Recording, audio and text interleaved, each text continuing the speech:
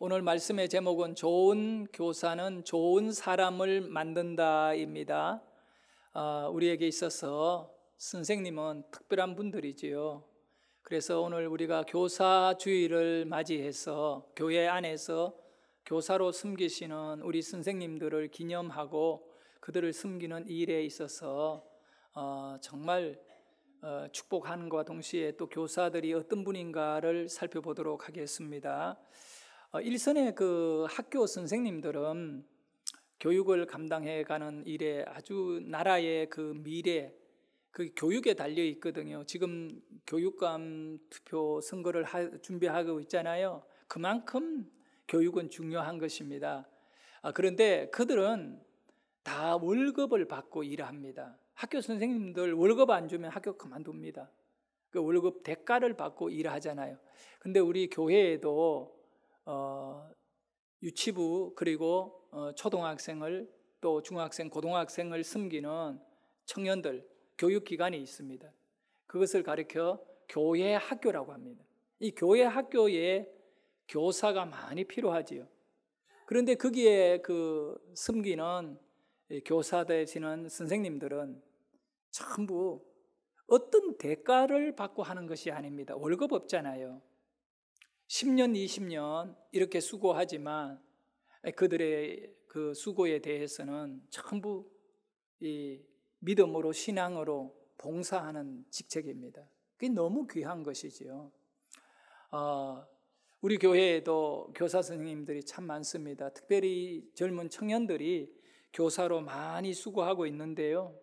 오늘 이 교사주일을 맞이해가지고 지금 이 자리에는 없지만 그들이 각 교육기관에서 이 시간에 우리 3부 예배 시간에는 교육기관들 동일하게 지금 예배를 드리고 있잖아요. 여러분 그들이 지금 얼마나 수고하는지 모릅니다. 여러분은 예배 한번 나와서 드리면 주일 성수 되잖아요.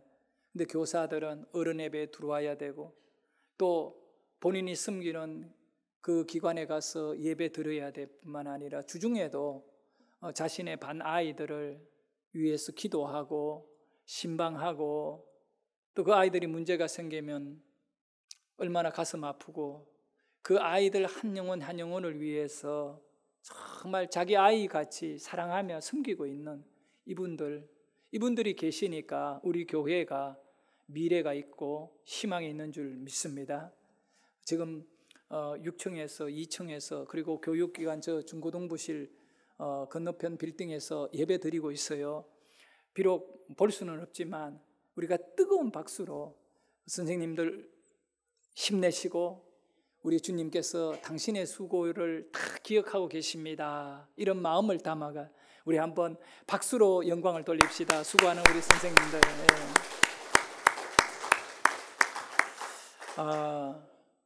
교회 교사를 제가 생각해 볼 때 만만치 않는 직분입니다. 영광보다는 고생이 더 많고요. 때로는 또 선생으로 섬기면서 개인적인 어떤 그런 이 무거운 짐을 짊어지게 되는 그런 부분이 없지 않아 있습니다. 저도 오늘 여기 가슴에 꽃을 달았습니다. 내가 단 것이 아니라 교육기관을 수고하는 이 교육자들에게 선생이나 마찬가지 그 목사는 그래서 수고한다고 이렇게 꽃을 하나 꼽아줬는데 정말 이 교사가 뭐냐 하면 성경에서 우리 예수님이 표현하기를 선생이 되는 것은 굴레를 쓴 것과 같다 하고 이렇게 표현하고 있어요. 여러분 굴레라고 하는 것은 소나 말이나 짐승들을 이제 통제하기 위해서 머리에다가 덮어 씌우는 것을 말하거든요. 이게 굴레예요. 말씀 한번 볼까요? 야고보입니다. 3장 1절과 2절인데 크게 읽습니다.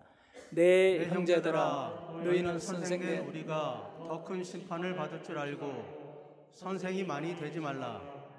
우리가 다 실수가 많으니 만일 말에 실수가 없는 자라면 곧 온전한 사람이라 능히 온 몸도 굴레에 씌우리라. 온 몸을 굴레 씌우는 것이 선생의 직분이라는 거예요. 선생은 말을 갖고 아이들에게 가르치고 그렇게 또 어떤 지식을 전달하기도 하고 그렇습니다. 그런데 이 야고보가 뭐라고 말합니까? 말로 끝나는 게 아니다는 거죠. 이 굴레라고 하는 삶을 말하는 것이죠. 삶으로 그들에게 보여줘야 되고, 그 무거운 책임이 있는 거잖아요. 예? 어떤 어머니가 이 초등학생 아이를 데리고 그 마을에서 가장 등망 있고 권위 있는 이 선생님 노인을 찾아간 거예요. 이 어르신애가 말하면 아이들도 어른들도 다 수긍하고 따르는 분이에요. 이 어머니가 자기 아들을 데리고 와가 뭐라고 선생님에게 부탁하느냐 하면, 얘는 내가 아무리 얘기해도 말을 듣지 않는다는 거예요. 사탕을 먹지 말라고 했는데 너무 사탕을 좋아해서 용돈 생기면 사탕만 사 먹어서 지금 이빨이 썩어가고 있는데도 사탕을 끊지를 못하고 있다는 거예요. 선생님에게 이 아이에게 좀 사탕 먹지 말라고 얘기해 주어서 그렇게 사탕을 먹지 않도록 해달라고 부탁을 하니까 선생님이 한 달 뒤에 다시 오라고 부탁하는 거예요. 한 달 뒤에 다시 오라고. 그래서 왜 그러지? 그러고 한 달 뒤에 다시 아이를 데리고 선생님에게 갔더니 이제 뭐 아이에게 무슨 말할 줄 알았어요. 여전히 한 달만 더 뒤에 오라고 또 돌려보내는 겁니다. 그래서 이 엄마가, 아니 선생님, 지난번에도 왔을 때 한 달 뒤에 오라더니 또 한 달 뒤에 오라고 합니까? 이유는 묻지 말고 한 달 뒤에 다시 오세요 하더래요. 그래서 다시 한 달이 지난 다음에 아들을 데리고 선생님에게로 갔더니 선생님께서 이제 아이를 타이르면서, 얘야 이제 앞으로는 사탕 먹지 마라. 몸에도 안 좋을 뿐만 아니라 사탕 먹으면 이빨 다 썩어. 먹으면 안 돼. 먹지 마. 다 이러니까 얘가 예, 안 먹겠습니다. 약속을 하는 거예요. 그래서 어머니가 이렇게 말 한마디면 애가 순종할 거를 왜 2달씩이나 먹지 말라고 이거를 다음에 한 달 뒤에 오라, 한 달 뒤에 오라 했는지 너무너무 궁금한 거예요. 그래서 선생님에게 물어본 겁니다. 어르신네, 2달 전에 얘기했으면 될 거를 왜 이제 와서 얘기합니까? 물으니까 웃으면서 하는 말이 뭐냐 하면, 사실은 이 늙은이가 사탕을 너무 좋아하는데 그때 내가 사탕을 먹고 있으면서 이 아이에게 먹지 말라고는 말을 할 수가 없었다는 거예요. 내가 먹으면서. 그래서 한 달 뒤에 오라는 것은 내가 사탕을 한 달 안에 끊어보려고 했다는 겁니다. 그런데 한 달 동안 노력했지만 여전히 사탕을 못 끊어가지고 또 한 달 뒤에 오라고 해서 결국은 사탕은 지금 끊었기 때문에 지금 내가 이제 떳떳하게 이 아이에게 건강에도 안 좋고 하니 먹지 말라고 얘기했다는 거예요. 바로 선생님의 그 위치가 이런 것이죠. 자기가 삶으로 살아낼 때에 그 선생님에게 배우는 아이들이나 셀 리더에 의해서 셀원들이나 마찬가지예요. 그 변화가 되고 능력이 있는 그 삶의 굴레를 가지는 것이 이 선생님의 위치다. 이 부분을 우리가 생각하게 됩니다. 우리가 인생에 중요한 만남 일곱 가지의 중요한 만남이 있어요. 우리가 인생의 이 7가지의 좋은 만남을 가지게 되면 복되고 또 행복하게 인생에 아주 의미 있는 삶을 살게 돼요. 첫 번째는 뭐냐? 바로 저는 종교라고 생각합니다. 신앙이라고 생각합니다. 어떤 종교를 갖고 있느냐? 그 무교라고. 종교를 가지지 않는 무신론, 그들만큼 가장 어리석은 사람은 없어요.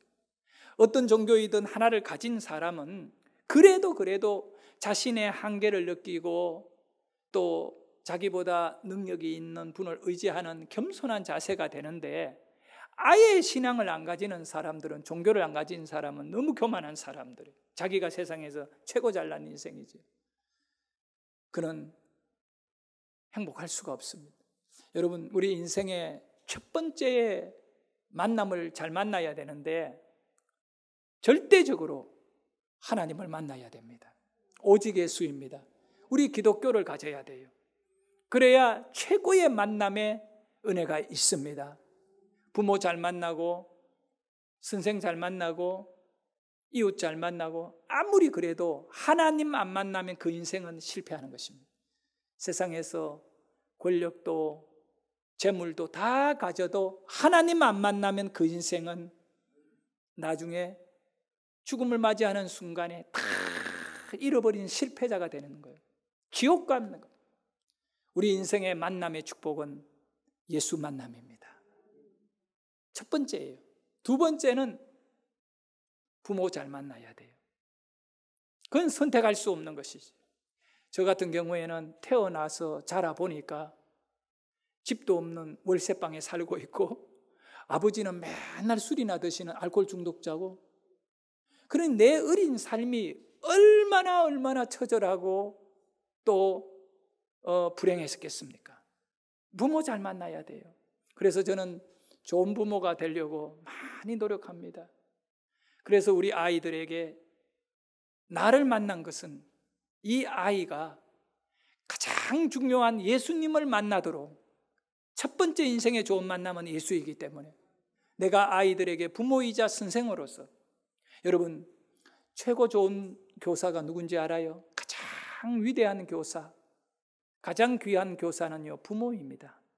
부모는 아이들의 교사가 되어야 돼요. 그래서 우리 아이들에게 정말 예수님 만나게 하려고 유치원 다닐 때부터, 아예 어릴 때부터 어른 예배를 빠뜨리지 않고 드리게 만든 것입니다. 그렇기 때문에 그 아이들이 어른이 되어도요, 절대로 교회를 떠나지 않아요. 지금 저 얘기를 잘 들으셔야 돼요. 우리 부모님들은, 또 할머니, 할아버지들은 자기 손자나 손녀를요, 반드시 교육기관에만 교육받도록 내버려 두면 안 돼요. 교회에 주일학교도 나오지만 어른 예배를 드리도록 훈련을 시켜야 돼요. 그렇게 했을 때에 그들은 나중에 나이가 들어서 교육기관이 바뀌어지더라도 어른 예배에 다 들어오게 되는 겁니다. 꼭 명심하셔야 돼요.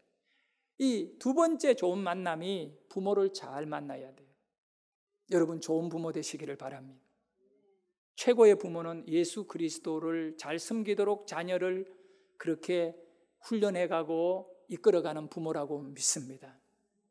세 번째 좋은 만남, 가장 귀한 만남은 교사입니다. 선생을 잘 만나야 됩니다. 사람은요, 어떤 선생을 만나느냐에 따라 인생이 완전히 바뀌어진다는 사실을 아셔야 돼요. 아니에요, 목사님. 이 부인을 잘 만나야지요. 아내를 잘 만나야지요. 선생님은 그 다음 아닙니까? 틀렸습니다. 어린 아이, 청소년기에 교사 잘 만나면요, 페루나도 변화되어서 모범생 되는 겁니다. 얘가 잘 자라나야 좋은 부인도 만날 수 있고 좋은 남편도 만날 수 있습니다. 교사가 먼저입니다. 교육을 잘 받아야 된다는 거죠. 교육을 책임지는 위치에 있는 선생이 중요합니다. 우리 교회 안에 이 주일학교의 선생님들은 바로 그런 중요한 위치에 있습니다. 그래서 우리 성도님들 기회가 되면요, 꼭 교사로 잘 섬기시기를 바라고, 그리고 셀 리더 인턴이 있지요. 이분들이 전부 셀원들에게 교사예요, 교사. 예? 여러분들이 정말 그 셀원들에게 있어 축복된 자로 만나 주셔야 돼요. 이분이 나를 만났기 때문에 믿음이 자라나게 되고 이분이 나중에 영적인 일꾼이 될 수 있다. 이 셀 리더들은 그런 사명을 갖고 살아야 되는 줄 믿습니다. 1880년에 미국 테니스주에서 한 여자아이가 태어났는데 2살 때에 이 심한 열병을 앓으면서 이제 뇌의 그 장애가 생기게 해요. 그래, 시력을 잃어버리고 청각을 잃어버리고 언어를 잃어버린 겁니다.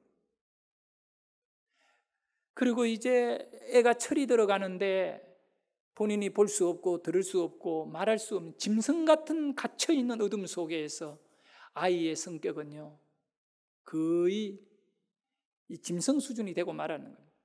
여러 교사들을 다 가정교사를 집안은 부유해서 딸을 위해 엄마 아빠가 가정교사를 다 돈을 비싸게 주고 사와서 해봤지만 다 실패하고 며칠이 멀다 하고 선생님들이 손을 들고 이 아이는 교육이 불가능해요 라고 다 포기해버린 겁니다. 그런데 이 아이가 8살이 되었을 때 한 젊은 여교사가 이 아이를 가르치기 시작한 겁니다. 그분의 이름이 슬레반이라고 하는 선생님. 이 슬레반 선생님의 사진도 있습니다만은 저 선생님이요, 이 8살 때부터 이 헬렌 켈레가 자라나서 대학에 가서 공부하는 데에도 옆에서 다 해준 선생님이거든요. 하버드 대학을 졸업했습니다. 세계에서 가장 들어가기 힘들고 공부하기 힘든 하버드 대학에서 박사학위를 받게 되는, 문학가요, 사상가요. 정말 이 헬렌 켈레는 많은 분들에게 있어서 희망이 된 겁니다. 그가 책을 하나 썼는데 그 책 제목이 뭐냐 하면 어두움에서 암흑 속에서 만난 사람이라고 하는 책이 있어요. 암흑에서 만난 사람. 그 책에 이런 내용이 있습니다. 사람은 사람을 잘 만나야 합니다. 사람은 사람을 만나야 합니다. 잘 만나야 합니다. 근데 특별히 선생님을 잘 만나는 것은 너무너무 귀하다라고 말하면서 좋은 선생을 만나게 되면 암흑 속에서 빛을 만난 것입니다. 여러분, 우리 아이들요, 우리 또 성도님들요, 암흑 가운데 방황하는 삶을 살아가고 있어요. 그런 아이들에게, 또 그런 셀원들에게 좋은 셀 리더가 되어야 되고, 또 좋은 선생님이 되면 이 세상이 암흑 같은 세상인데 그들이 발을 한번 잘못 디디면 인생의 큰 실패와 불행에 빠지게 되는데 선생님을 잘 만나면 빛을 얻게 되는 것입니다. 그래서 이 영적으로 아이들이 건강하게 오직 예수로 구원자인 예수님을 믿고 살게 되는 은혜가 있는 줄 믿습니다. 성도 여러분, 여러분은 모든 분들에게 좋은 선생님이 되어 주시기를 바라겠습니다. 자, 그래서 우리 교사들에게 필요한 3가지, 그러니까 교사가 어떤 분인가, 뭘 해야 되는가, 그것을 나누려고 합니다. 첫 번째는 교사는 자기 지식이나 자기 경험을 전하는 사람이 아닙니다. 교회 학교 교사는요, 성경을 가르쳐야 합니다. 성경을 가르쳐야 됩니다. 셀리들은요, 자기가 돈 어떻게 벌었는지, 어떻게 친구를 사귀어왔는지, 자녀 교육을 시켰는지, 이런 것을 가지고 셀 식구들에게 가르치는 게 아니에요. 우리 교사는요, 셀 리더는 성경을 가르쳐야 돼요. 첫째 성경입니다. 여러분, 성경을 잘 가르치려면 어떻게 해야 되나요? 성경을 알아야죠. 성경은 아는 것으로 끝나면 안 돼요. 성경은 경험해야 돼요. 하나님의 말씀은 경험해야 되는 줄 믿으시기를 바랍니다. 그러므로 셀 리더나 교사들은 이 성경의 말씀을 경험하는 자가 되었어야 됩니다. 경험을 한다는 것은, 말씀은 어떻게 경험하나요? 은혜로 경험하는 것입니다. 누구보다 말씀의 은혜를 많이 받는 우리 교사가 되고 셀 리더가 되기를 축원합니다. 여러분, 오늘도 저는 설교를 합니다. 교사가 되어 설교를 합니다. 내 굴레를 쓰고 이 설교의 무거운 사명을 짊어지고 저와 여러분이 이 시간에 예배를 드리고 있습니다. 그런데 여러분의 가슴에 저의 어떤 경험을 듣고 저의 지식을 듣고 끝나는 게 아니에요. 가장 필요하고 중요한 것은 여러분이 은혜를 받아야 됩니다. 성령이 이 시간에 하나님의 말씀의 그 역사를 여러분의 가슴에 불타오르게 하고, 아, 정말 이 가르치고 교사의 직분이 중요하구나, 그걸 깊이 깨닫고 여러분은 누구에게 한 사람 누구에겐가는 교사의 은혜를 누리시기를 축복합니다.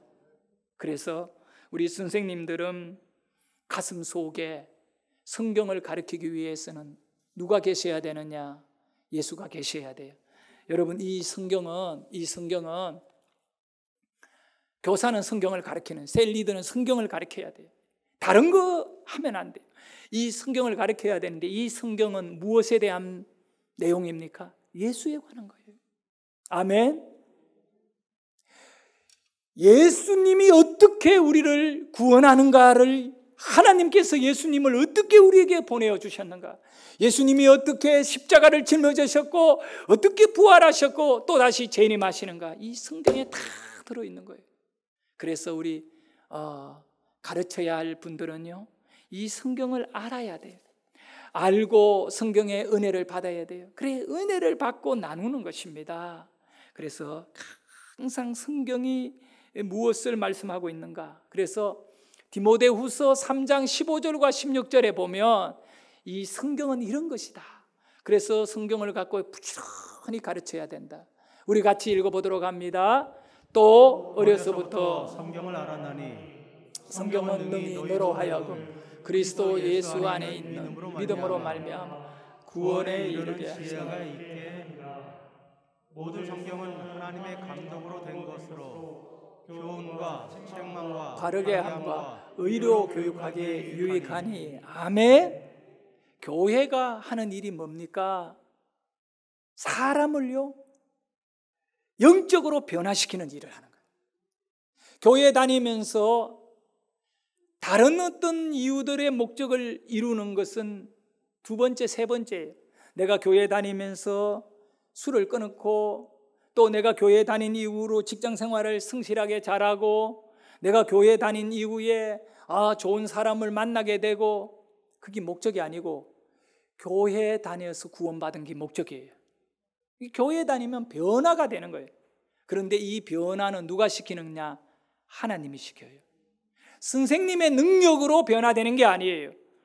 선생님은 자기 능력을 갖고 뭘 하려고 하면 안 됩니다. 목사가요 설교를 하고 교인들을 목양하면서 자기가 능력 있고 자기가 배웠고 자기가 알고 있는 경험으로 뭘 하겠다라면 반드시 그는 실패합니다. 목회자는 항상 겸손하게 성경의 능력을 끌어와 가지고 성도들에게 나눠주는 자가 되어야 돼. 그렇게 능력을 끌어오기 위해 자기가 그 말씀을 맛보아야 되고, 그 말씀의 은혜를 누려야 되고, 그 말씀의 확신을 가지고 우리 성도님들에게 설교도 하고 성경 공부도 하고 그렇게 하는 것입니다. 우리 교사들은, 셀 리더는요, 성경을 맛본 자가 되기를 축복합니다. 그래서 사람을 변화시키는 겁니다. 네? 성경 말씀이 사람을 변화시킬 때 완벽한 겁니다. 할렐루야. 그리고 이제 두 번째는 교사는 어떤 사람인가? 교회 교사. 예? 세상 교사는 그렇지 않습니다. 그러나 교회의 교사는 성경 가르쳐야 되고, 두 번째는 섬겨야 됩니다. 대접받는 자가 아니라 섬기는 자입니다. 예?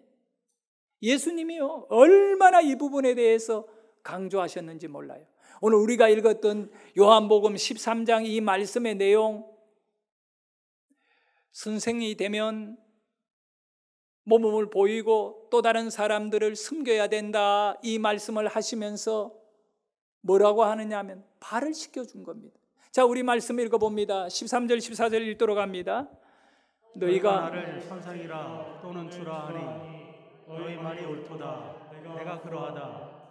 내가 주와 또는 선생이 되어 너희 발을 씻었으니 너희도 서로 발을 씻어주는 것이 옳으니라. 아멘.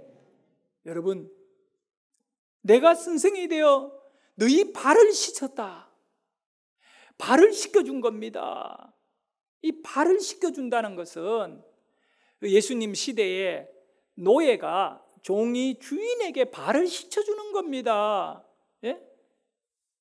참, 우리 아버지는 내가 옛날에 보니까, 아니, 우리 어머니 보고 그 시골의 집들 막 춥고 이럴 때 세숫대에 물 떠오라, 그리고 또 발 씻어주라, 그냥 막 앉아가 누워가지고 다 해결해버려요. 근데 우리 어머니는 거절하지 않고 다 또 해줘요. 그걸 보고 배우고 자라가지고, 왜 우리 아내는 내 발 안 씻겨주나? 그러면 안 돼요. 성경을 내가 알고 깜짝 놀랐어요. 우리 예수님이 제자들의 발을 씻겼어요. 오늘 오후에 장로님들 헌신 예배를 드리잖아요. 그래서 헌신 예배를 위해서 그냥 예배가 아니라 늘 목회자는 어떻게 이 예배가 더 거룩하고 하나님께 영광이 되고 사람이 변화되는 예배일까 고민을 하다가 설교 준비해 보니까 발을 씻겨주더라고요. 나도 우리 장로님 7분 발을 씻겨줄까 고민을 했는데 그 발 씻겨준다 이러면 또 그 쇼하는 것 같이 보일 것 같아가지고 못하겠더라고요. 그런데 우리 예수님은 다 뛰어넘는 거예요. 베드로는 예수님께 막 불평을 토했다고. 내 발 씻기면 안 됩니다. 종들이 하는 일을 예수님은 선생님이고 또 우리의 주님인데 어떻게 선생님이 그때는 베드로가 예수님을 막 꾸지람하는 거야. 정말입니다. 어떻게 선생님이 되고 주인이 되어가지고 나의 발을 씻기려고 합니까? 이거는 안 됩니다. 이러니까 예수님이 맞다. 옳다. 나는 너의 선생님이고 나는 너의 주인이다. 주인이다. 나는 너의 랍비다. 나는 너의 퀴리오스다. 이 퀴리오스 주인이다. 그런데 내가 너의 발을 씻겨주는 것은 너희도 앞으로 선생이 되어 너희를 가르쳐야 하는 사람들에게 발을 씻겨주는 섬기는 자가 되어라. 섬기는, 이 발을 씻는 것은 섬기는 자의 대표적인 행동이에요. 뭐 우리 제자들이 세수대야 들고 다니면서 만나는 사람들마다 발 씻어주는 그거 아니에요. 섬겨라고 하는 것이죠. 성도 여러분, 우리 리더들, 셀 리더들요, 셀 식구들을 섬겨야 돼요. 많이 섬기면 변화됩니다. 우리 주님이 그 길을 우리에게 가르쳐 주는 것입니다. 우리 교사들, 선생님들, 그리고 셀 리더, 우리 인턴들은 꼭, 우리 목사도 마찬가지예요. 장로님들이요, 교인을 섬겨야 돼요. 섬겨야 돼요. 목사가, 장로가 교회 안에서 대접받으려고만 하면요, 그 교회는 은혜를 잃어버리는 거예요. 예수님의 길을 안 가는 거거든요. 우리는 예수님의 길을 가야 될 줄 믿으시기를 바랍니다. 잘 섬기시는 분들 되기를 축복합니다. 그래서 성경에 보면 한 알의 밀알이 되라. 바로 이 요한복음 13장 앞에 우리 예수님은 12장에서요 한 알의 밀알의 중요성을 딱 부각하시고 난 다음에 세수대에 물 떠놓고 제자들 발을 씻긴 거예요. 자, 우리 한번 읽어봅니다. 시작. 내가 진실로 진실로 너에게 이르노니 한 알의 밀이 땅에 떨어져 죽지 아니하면 한 알 그대로 있고 죽으면 많은 열매를 맺느니라. 아멘. 예, 여러분 모두가 좋은 교사 밀알 되기를 축복합니다. 그리고 마지막 세 번째로 교사는 어떤 자질을 가져야 되느냐? 최고의 교사의 자세는 뭔가라고 했을 때 사랑입니다. 교사는 사랑의 마음을 갖고 아이를 섬겨야 되고, 셀 리더는 사랑의 마음을 갖고 셀원을 섬겨야 됩니다. 목회자도 사랑을 잃어버리면 다 잃어버리는 겁니다. 여러분, 섬김이 중요하지만 성경이 중요해요. 그런데 성경을 가르쳐야 되고 섬겨야 되는데 사랑이 없으면 다 소용이 없어요. 네? 교회 안에서도 성경은 잘 알아요. 또 희생하고 헌신하는데 사랑이 없는 사람은요 반드시 상처를 갖게 되는 거예요. 사람들을 상처 주고요. 정말 사랑이 중요한 것을 알아야 됩니다. 여러분, 사랑의 마음으로 섬기지 않으면 다 소용없는 것입니다. 어떻게 보면 우리가 믿음이 귀하잖아요. 그 귀한 믿음도 사랑이 없으면 아무것도 아닙니다. 우리 예수님께서 이 제자의 발을 씻기기 전에 13장 1절에 먼저 딱 말씀을 선포해요. 세상에 있는 자기 사람들을 사랑하시되, 어떻게 사랑한다고요? 끝까지 사랑하시되. 그러면서 제자들의 발을 씻겨주셨거든요. 성도 여러분, 결론은 이겁니다. 하나님은 사랑이시니 우리가 하나님의 마음을 갖고 교회 안에 약한 자들을 세워내야 되는데 사랑의 마음을 잃어버린다면 그 어떤 것도 우리에게는 능력이 될 수 없습니다. 꼭 기억하시기를 바랍니다. 사랑이 능력임을 기억하시기를 바랍니다. 사랑이 능력임을 기억하시기를 바랍니다. 제가 이 얘기를 했는지 모르겠어요. 설교를 계속 하다 보니 했는 것 같기도 하고 안 한 것 같기도 하고. 어떤 주일학교에 선생님이, 여자 선생님이 처녀였어요. 애들이 이제 막 한 10명 정도, 옛날에 우리 그랬잖아요. 나 시골에 그 조그만한 교회 주일학교만 100명이 넘었어요. 한 반에요. 애들이 바글바글바글해요. 막 교육이 제대로 안 되죠.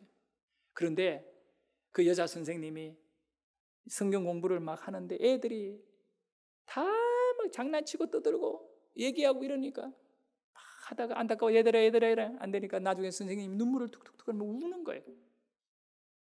애들이 막 장난을 치다가 선생님이 막 울고 있는 모습을 보더니 긴장을 하고 뭐 이거 잘못된 줄 아는 거예요.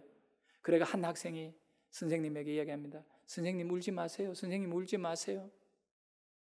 아이들이 조용해지는 거예요.